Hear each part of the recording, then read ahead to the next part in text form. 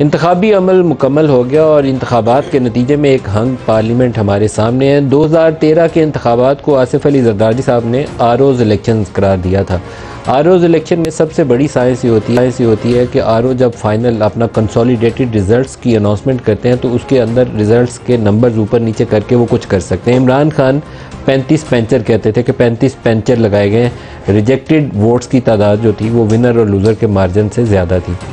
आरओज़ के इलेक्शन की अगर आपने ट्रू रिफ्लेक्शन देखनी हो तो 8 फरवरी 2024 को होने वाले इंतखाबात में रात 9 बजे के बाद जो कुछ हुआ उसमें आपको उसकी रिफ्लेक्शन नज़र आएगी। पाकिस्तान तहरीक इंसाफ के बाज़ हलकों के कैंडिडेट्स, तमाम हलकों के नहीं, चंद एक हलकों के जो डिस्प्यूटेड एरियाज़ हैं, उसके अंदर कैंडिडेट्स का दावा यह है कि पोलिंग स्टेशन से जो उनको फॉर्म 45 मिला है उसकी तादाद के मुताबिक उनके उम्मीदवार जीते हुए हैं और जो फॉर्म 47 आरओज़ ने जारी किया है उसके मुताबिक उनका मुखालिफ उम्मीदवार जीत चुका है और ये एक मुतनाज़ा शक्ल है।